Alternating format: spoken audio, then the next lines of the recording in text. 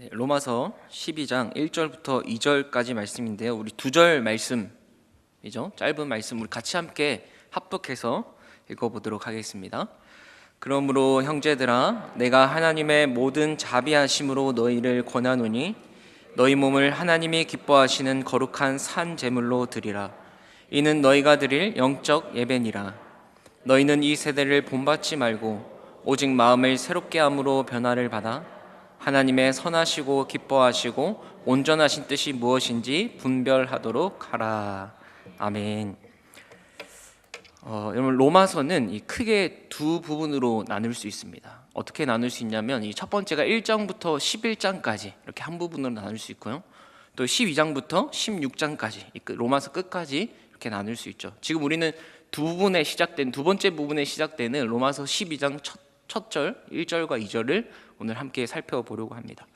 이 1장부터 11장까지는 우리가 어떻게 구원을 받는지, 구원받기까지의 과정에 대한 교리적인 부분을 보통 주로 다룬다고 한다면요, 이 12장부터 16장은 구원받은 우리가 이제 어떻게 살아야 하는지, 그 구원받은 이후의 삶에 대한 실천적인 부분을 주로 다루고 있습니다. 그런데 이 교리적인 부분과 실천적인 부분은 뗄래야 뗄 수 없는 관계입니다. 그래서 오늘 본문 12장 1절의 접속사 뭐로 시작합니까? 그러므로라는 연결로 시작되는 거죠. 앞에 1장부터 11장까지의 모든 내용이 12장부터 시작되는 그리스도인의 삶과 연관이 있다, 깊이 밀접하게 관련이 있다라는 겁니다.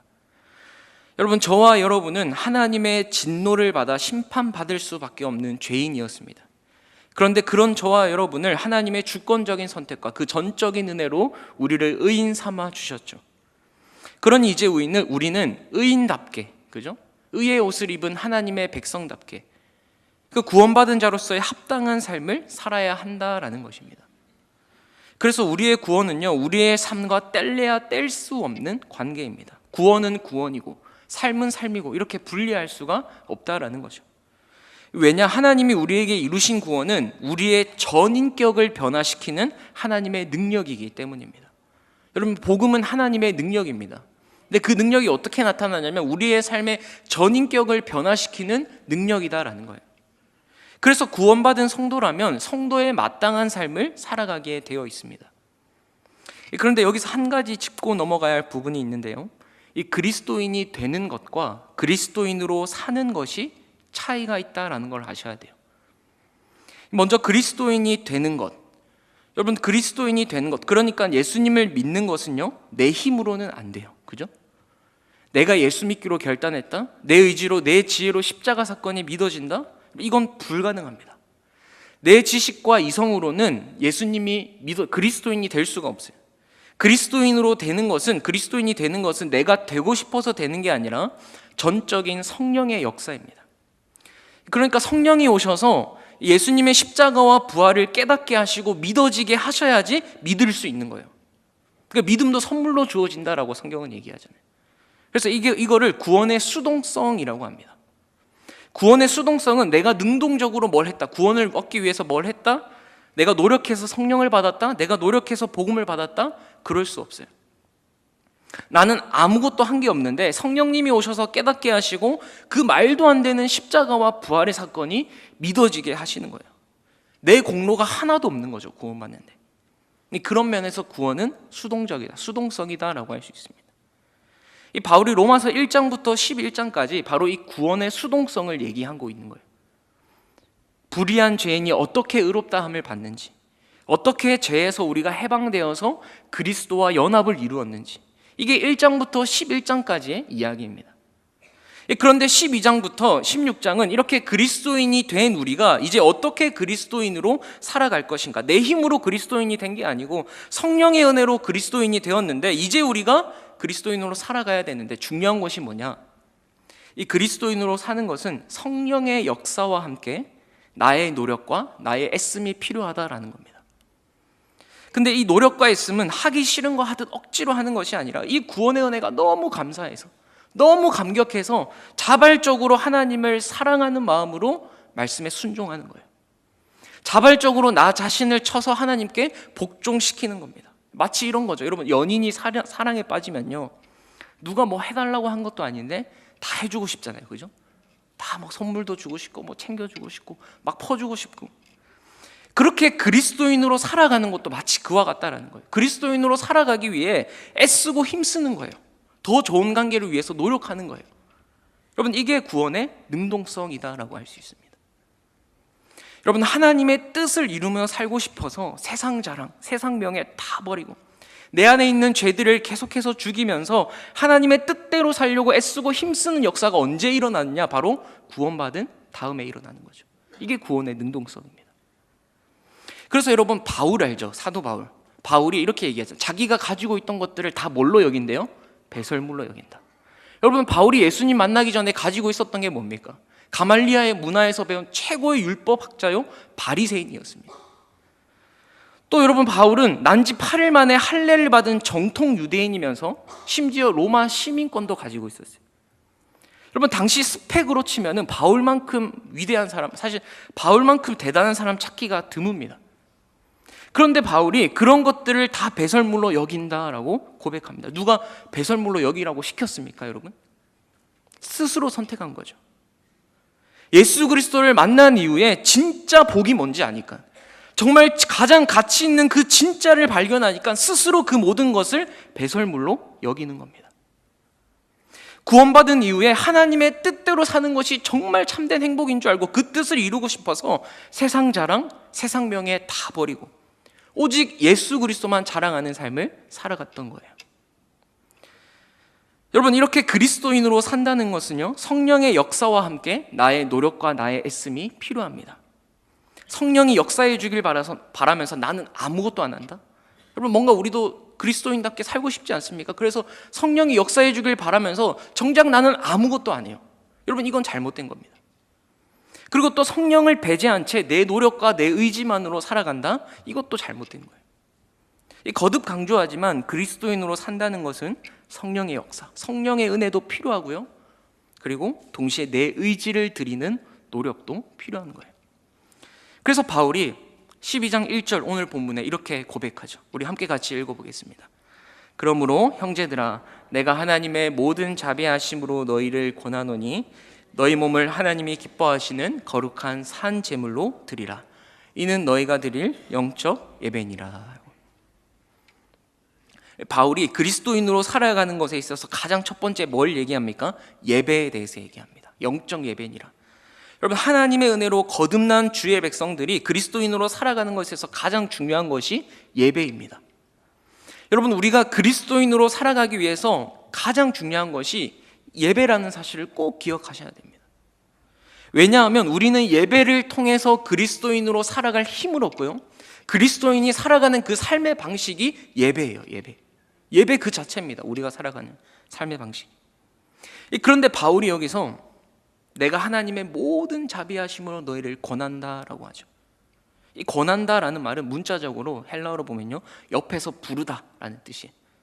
그러니까 어떤 사람이 옆에서 조언이나 격려를 통해서 위로와 희망을 전하는 걸 얘기합니다. 마치 이런 겁니다. 선수들이 목표를 달성할 수 있도록 격려하고 조언하는 그런 코치와 같은 거예요. 이 바울은 로마 교회의 코치가 되어서 그들이 하나님께 합당한 예배를 드리도록 도와주려고 지금 권한다라고 하는 겁니다. 그런데 그 권함의 근거가 뭡니까? 하나님의 모든 자비하심입니다. 이것을 다른 말로 표현하면 하나님의 긍휼하심, 하나님의 한량없는 은혜라고 할 수 있죠. 이 로마 교회가 합당한 예배를 드릴 수 있도록 바울이 권할 수 있는 근거가 바로 어디에 있다고요? 하나님의 자비하심이라는 거예요. 여러분, 한번 생각해 보십시오. 국가대표 선수가 경기를 앞두고 훈련을 받고요, 코치로부터 도움을 받을 수 있는 것은 대표 선수로 뽑혔기 때문이에요. 아무나 훈련받는 것도 아니고 아무나 권함을 받는 것도 아닙니다. 우리가 하나님의 자비하심으로 하나님 앞에서 의롭게 되었기에 권함을 받고 예배를 드릴 수 있는 거예요. 예배는 특권이죠, 특권. 자녀가 하나님 아버지께 나아갈 수 있는 특권입니다.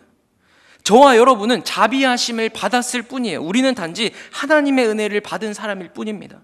뭐 국가대표 선수처럼 뛰어난 실력이 있는 것도 아니고요, 열심히 수고해서 노력해서 선발된 것도 아니에요. 우리가 여러분 어떻게 선택되었습니까? 하나님의 자비하심으로 선택되었습니다.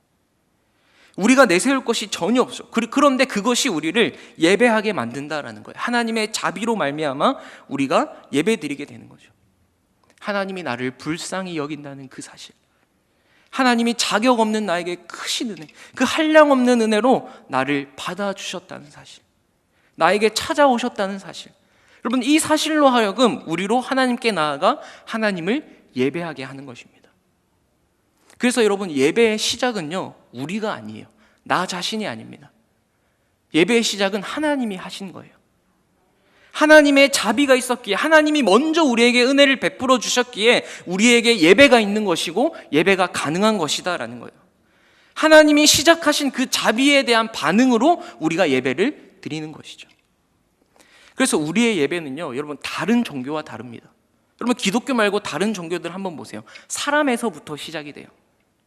사람이 신에게 도달을 해야 됩니다. 사람이 뭔가를 해야 되고 이루어야 됩니다. 사람의 공로를 근거합니다.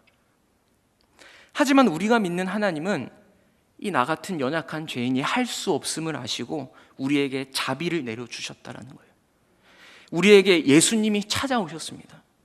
우리는 그 자비하심을 근거로 하나님과 함께 할 수 있게 되었고 지금 이 자리에 예배하게 된 줄 믿으시기 바랍니다.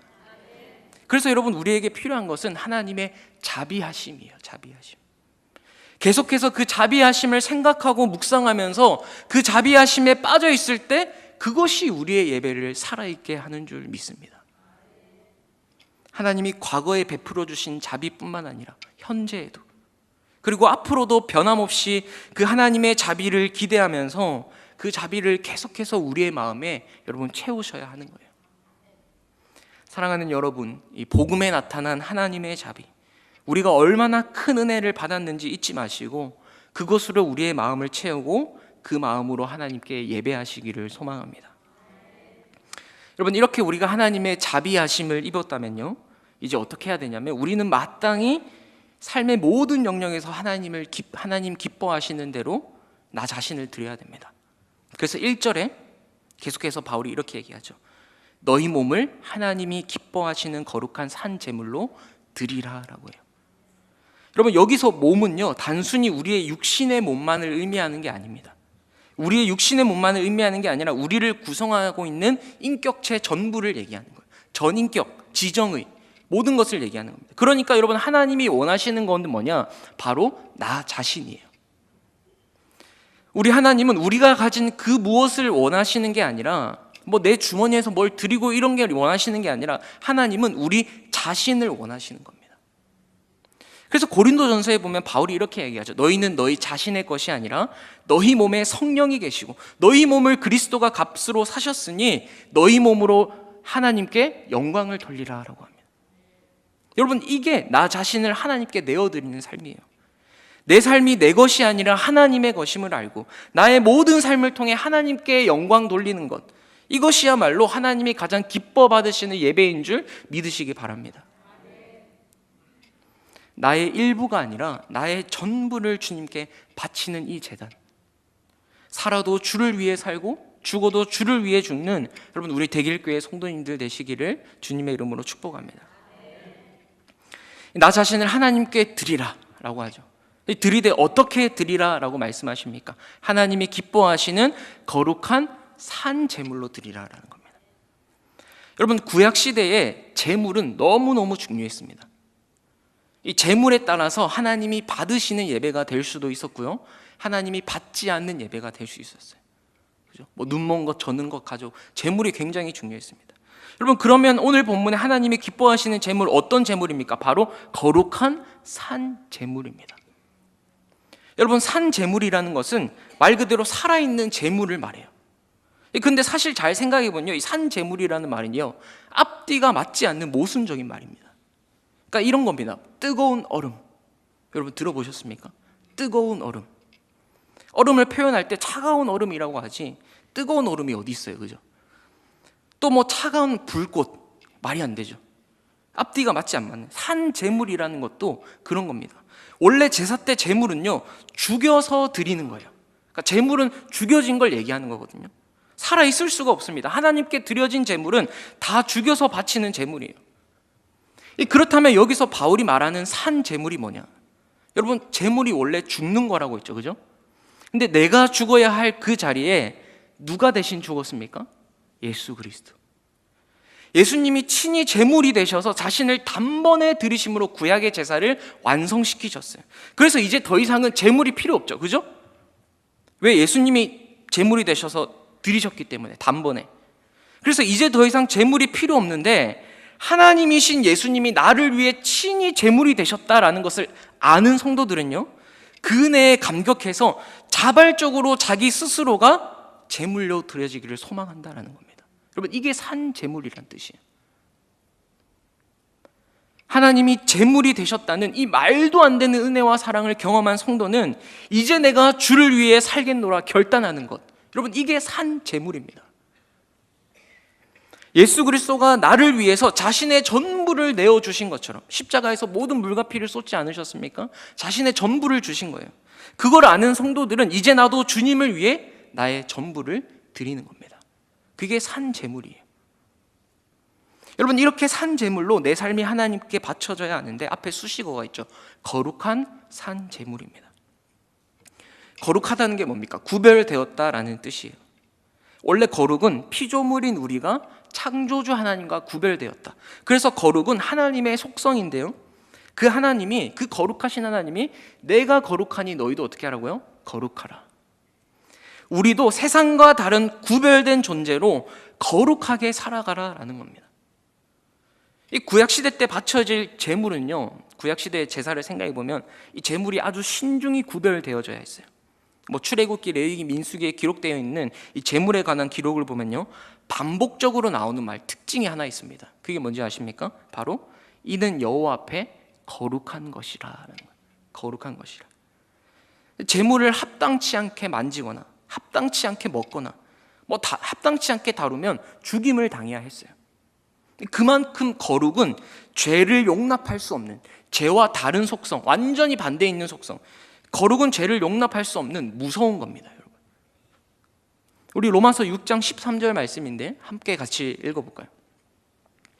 또한 너희 지체를 불의의 무기로 죄에게 내주지 말고 오직 너희 자신을 죽은 자 가운데서 다시 살아난 자 같이 하나님께 드리며 너희 지체를 의의 무기로 하나님께 드리라.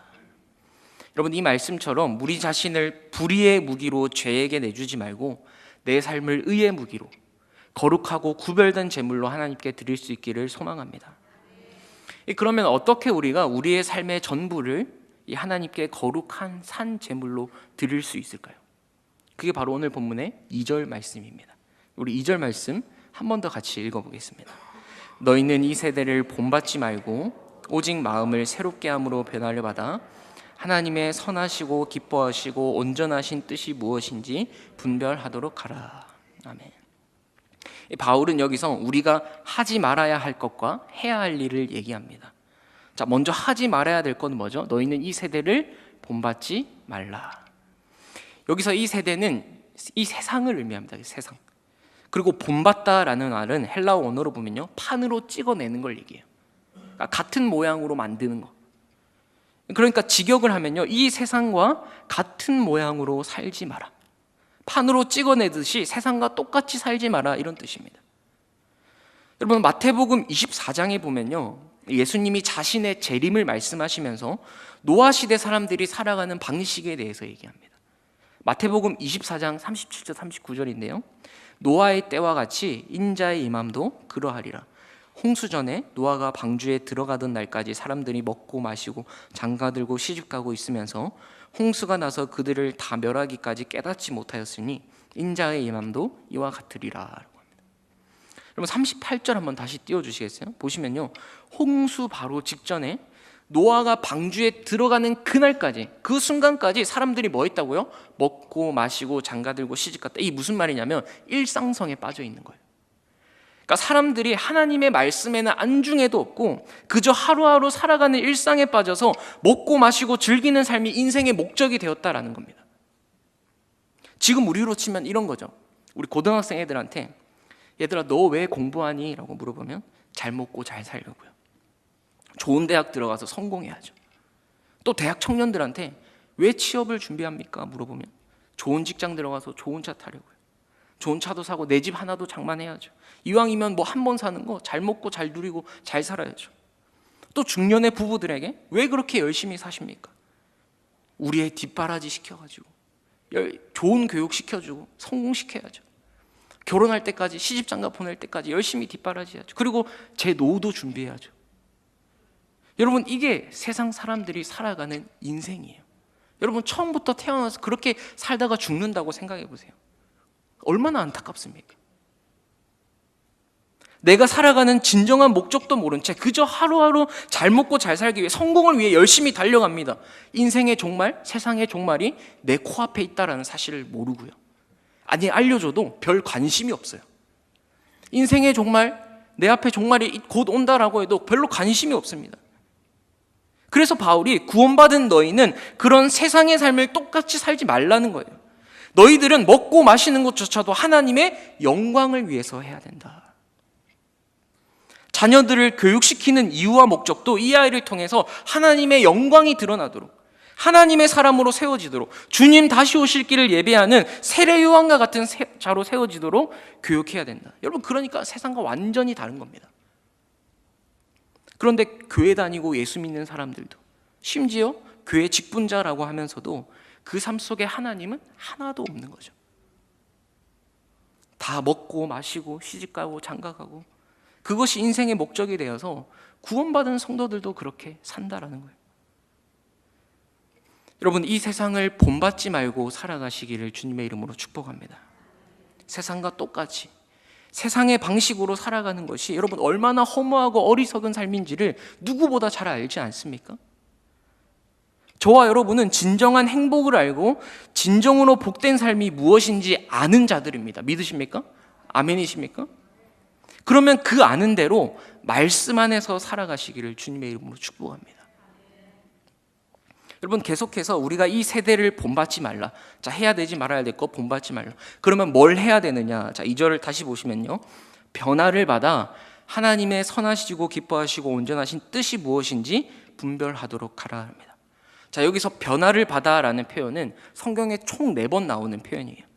이 흥미롭게도 모두 예수님이 변화되는 모습에서 사용되어진 표현입니다. 이 마태복음 17장에 변화산 사건이 나와요. 예수님이 제자들을 데리고 변형되신 그 변화산 사건이 나오는데 17장 2절에 보면 그들 앞에서 변형대사, 이 변형대사가 같은 변화를 받아라는 단어, 똑같은 단어입니다. 그 얼굴이 해같이 빛나고 옷이 빛과 같이 휘어졌다라고 하죠. 또 고린도후서 3장 18절에 바울이 이렇게 얘기합니다. 우리가 다 주와 같은 형상으로 변화하여 영광에서 영광에 이르니 곧 주의 영으로 말미암음이라. 자, 종합해 보면요, 변화를 받으라라는 말은 성령의 능력으로 말미암아 창조 때 하나님이 우리를 창조하신 그 모습대로 하나님의 영광스러운 형상으로 변화되는 것을 말합니다. 그래서 로마서 8장에도요 29절에 보면 이런 말씀이 있어요. 하나님이 미리 아신 자들을 또한 누구를 본받게 하기 위해서요? 그 아들의 형상을 본받게 하기 위해서. 그 형상을 본받게 하기 위해서 미리 정하셨다. 그래서 30절에 미리 정하신 그들을 또한 부르시고, 부르신 그들을 또한 의롭다 하시고, 의롭다 하신 그들을 또한 영화롭게 하셨느니라. 여러분, 여기서 하나님이 우리를 부르신 목적, 우리를 택하시고 의롭다 하시고 영화롭게 하신 목적이 무엇 때문이라고요? 아들의 형상을 본받게 하기 위해서. 죄로 말미암아 깨어진 그 하나님의 형상, 우리 안에 있는 그 하나님의 형상이 죄로 말미암아 깨어졌는데 그 깨어진 형상을 다시 본받게 하기 위해서 우리를 구원하셨어요. 그런데 중요한 것은 이 변화를 일으키시는 분이 누굽니까? 성령 하나님입니다. 그래서 바울은 변화하라가 아니라 변화를 받아라고 말하는 거예요. 변화를 받아. 근데 이 변화를 어떻게 받느냐? 여러분 2절 한번 다시 보세요. 오직 마음을 새롭게 함으로 변화를 받아래요. 우리의 마음을 새롭게 함으로 변화가 가능한데요, 여기서 새롭게 함으로라는 단어는 헬라어 2 단어가 합쳐진 단어입니다. 먼저 아나라는 단어와 카이노스라는 단어가 합쳐진 건데, 이 카이노스는 새롭게 하다라는 뜻이에요. 새롭게 하다. 근데 그 앞에 아나라는 말이 붙은 거예요. 이 아나의 뜻은 뭐냐면 거듭해서, 또 다시 반복해서, 뭐 이런 뜻입니다. 그러니까 계속해서 자꾸 새로워져야 된다. 그 새로워짐으로 말미암아 변화를 받아야 된다라는 거예요. 그러니까 여러분, 사람은 한 번에 새로워지지 않습니다. 우리가 예수 그리스도의 피로 말미암아 새롭게 된 존재, 새로운 피조물이죠. 그죠? 아멘이죠. 믿으시죠? 새로운 피조물이 되었지만 우리는 다시 날마다 새로워져야 되는 거예요. 여러분, 이게 아나라는 말, 그래서 다시라는 말이 붙은 겁니다. 한 번 새로워지는 것으로 끝나는 것이 아니라 오늘도 새롭고 내일도 새롭고 날마다 마음을 새롭게 해야 되는, 그것이 바로 이 아나카이노스라는 단어예요. 여러분, 간곡히 부탁드립니다. 하나님께서 우리에게 주신 그 새 마음, 그 성령이 기뻐하시는 합당한 생각으로 우리의 옛 사람을 계속해서 새롭게 바꾸어 나가시기를 소망합니다. 나 자신의 생각과 마음과 그 삶을 하나님이 원하시는 가치관으로 날마다 바꾸어 가는 것. 여러분, 이것이 하나님이 우리의 삶을 아들의 형상으로 변화시키는 원리다라는 거예요. 그래서 에베소서 4장 22절에서 24절 말씀인데 바울이 이렇게 얘기합니다. 너희는 유혹의 욕심을 따라 썩어져가는 구습을 따르는 옛 사람을 벗어버리고 라고 해요. 우리가 옷을 입고 벗는 그 벗음을 지금 얘기하는 겁니다. 그리고 23절에 오직 너희 심령이 새롭게 되어 하나님을 따라 의와 진리의 거룩함으로 지으심을 받은 새 사람을 입으라라는 거예요. 그러니까 22절에서 옛 사람을 벗어버리래요. 그죠? 그리고 24절에서 새 사람을 입으라라고 말씀하는데, 이 옛 사람을 벗고 새 사람을 입는 변화가 어떻게 일어납니까? 23절에 오직 너희의 심령이 새롭게 되어라는 거예요. 그 비결이 오직 너희의 심령이 새롭게 돼요. 우리의 마음과 그 생각과 가치관과 삶이 날마다 새롭게 말씀으로 교정되어 감으로 우리의 옛사람을 벗어버리고 새 사람을 입는다라는 겁니다. 여러분, 여기서 중요한 것은 변화의 주체가 내가 아니다라는 거예요. 나가 아니다라는 거예요. 변화를 이루는 것은 내가 아닙니다. 나 스스로를 나는 변화시킬 힘이, 능력이 없어요. 아무리 의지가 좋다 하더라도 또 우리는 넘어집니다. 내가 변화를 일으키는 것이 아니라 누가 한다고요? 성령님이 하시는 거예요. 나는 그저 그 성령이 하시는 일에 참여하는 겁니다. 내어드리는 거예요, 나의 삶을. 여러분, 성령님이 역사하셔서 우리의 마음을 새롭게 하시고 이 세상의 가치와 문화와 삶의 방식이 아니라 하나님의 뜻에 따라 내 마음과 생각과 모든 삶을 맞추어 갈 때 어떤 일이 일어납니까? 하나님의 선하시고 기뻐하시고 온전하신 뜻이 무엇인지 분별할 수 있게 됩니다.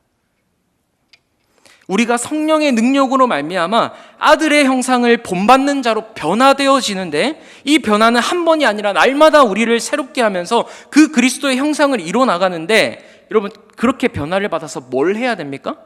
하나님의 선하시고 기뻐하시고 온전하신 뜻이 무엇인지 분별하며 살아야 합니다. 우리가 그리스도의 형상으로 변화를 받아서 해야 할 가장 중요한 일이 뭐냐? 바로 하나님의 온전하신 뜻을 분별하는 거예요. 그게 이전의 말씀입니다. 여러분, 여기서 분별하다라는 것은요, 헬라어 원어로 보면요, 시험하다, 입증하다라는 뜻이에요. 그러니까 이 말씀을 사실 정확하게 번역하면 하나님의 뜻이 무엇인지 실행하여 사실임을 확인하라라는 말이에요. 여러분, 우리는 날마다 새롭게 변화된 마음으로 하나님이 기뻐하시는 것이 무엇인지 알게 됩니다. 그죠? 말씀으로, 기도함으로 하나님의 기뻐하시는 뜻을 무엇인지 조금씩 알게 되는 거예요. 그러면 그 아는 것을 어떻게 해야 되느냐? 내 삶 속에서 살아내고 실천해서 정말 그것이 하나님이 기뻐하시는 뜻이라는 것을 증명해야 된다는 겁니다. 하나님의 뜻을 단지 지식적으로 아는 것이 아니라 그 뜻을 내 삶 속에서 직접 실천함으로, 행함으로 확증하여 알아라라는 거예요. 그게 분별하다입니다. 여러분, 이렇게 우리가 변화된 마음으로, 새로운 마음으로 하나님의 뜻을 행하며 살아갈 때에 우리의 삶에 하나님이 자라게 하시고 맺게 하시는 그 열매들이 풍성해질 줄 믿습니다. 그리고 나아가서 세상 사람들에게 말씀대로 사는 것이 뭔지를 보여주는 거예요. 이것이 진정한 축복임을. 우리 사랑하는 대길의 성도님들, 우리가 날마다 마음을 새롭게 함으로 변화를 받아서 하나님이 선하시고 기뻐하시고 온전하신 뜻이 무엇인지 증명해낼 수 있기를 소망합니다. 이 어두운 세상에 우리가 그리스도의 형상으로 날마다 변화되어져서 하나님의 뜻대로 살아낼 수 있기를 소망합니다. 그래서 오늘날 이 시대에도 하나님의 말씀이 살아 역사하는구나, 저 권사님을 보면, 저 집사님을 보면, 저 사람을 보면 하나님이 살아 역사하시는구나, 하나님이 함께 하시는 사람이구나. 여러분, 그것을 증명해내는 저와 여러분 되기를 소망합니다. 여러분, 제가 서두에 그리스도인이 되는 것과 그리스도인이 살아가는 것에 대해 말씀드렸는데, 그리스도인을 사는 것 참 쉽지 않죠. 그죠? 그냥 내 자신이 확 바뀌어버려가지고 막 정말 주님의 뜻대로 살고 싶은데 그게 잘 안 됩니다. 다시 우리의 옛 마음들이 막 올라가요. 변화는 하룻밤에 이루어지는 게 아니죠. 하나님의 뜻에 순종하면서 그 뜻대로 사는 것은 여러분 평생의 과정이에요. 그걸 성화라고 하죠. 그런데 이 과정 속에서 누가 함께 하시느냐? 성령이 함께 하셔서 내 삶 속에 일하시고 역사하시는 줄 믿습니다. 그렇기 때문에 여러분, 우리가 느리고 더디지만 조금씩 우리 안에 그 변화됨이 보여지고 드러나야 되는 거예요. 그렇기 때문에 우리가 오늘도 다시금 일어나서 이 길을 걸어갈 수 있는 것입니다. 내 안에 성령께서 그 일을 하시기 때문에. 우리의 구원의 시작도 성령이 하셨고요, 구원을 이루시는 분도 성령님이 하십니다. 우리는 그저 성령이 하시는 일에 참여하는 거예요. 내 삶을 내어드리고요, 하나님께 주도권을 드리는 거예요. 하나님이 일하시도록 나 자신을 쳐서 복종시키는 거예요. 끊임없이 이 예배의 자리에 나오고 은혜의 자리에 나오고 하나님 말씀을 가까이 하는 자리에 나오고 나 자신을 내어드림으로 그 성령이 하시는 일에 참여하는 겁니다. 여러분, 그렇게 내 삶을 내어드릴 때에 성령께서 나의 마음을 날마다 새롭게 하시고 그리스도의 형상으로 변화되게 하셔서 우리를 통해 하나님의 뜻이 입증되어지고 증명되어지는 역사가 우리 성도님들 삶에 가득하기를 주님의 이름으로 축복합니다. 기도하겠습니다. 하나님, 우리를 하나님의 자녀 그리스도인으로 삼아주셔서 참으로 감사합니다. 하나님, 우리가 앞으로 그리스도인으로 세상 속에 이제 나아갈 텐데 하나님, 우리 힘으로 부족합니다. 성령님 함께하여 주시고 그 성령의 능력으로 변화되어져서 하나님의 뜻이 무엇인지 증명해내는 삶을 살아갈 수 있도록 주님 축복하여 주시옵소서. 우리 성도님들 삶에 힘을 주시고 능력을 더하여 주셔서 한 주간 맡겨진 그 삶의 자리에서 하나님의 뜻을 이루고 하나님의 영광을 위해 살아갈 수 있도록 은혜 더하여 주시옵소서. 예수님 이름으로 기도합니다. 아멘.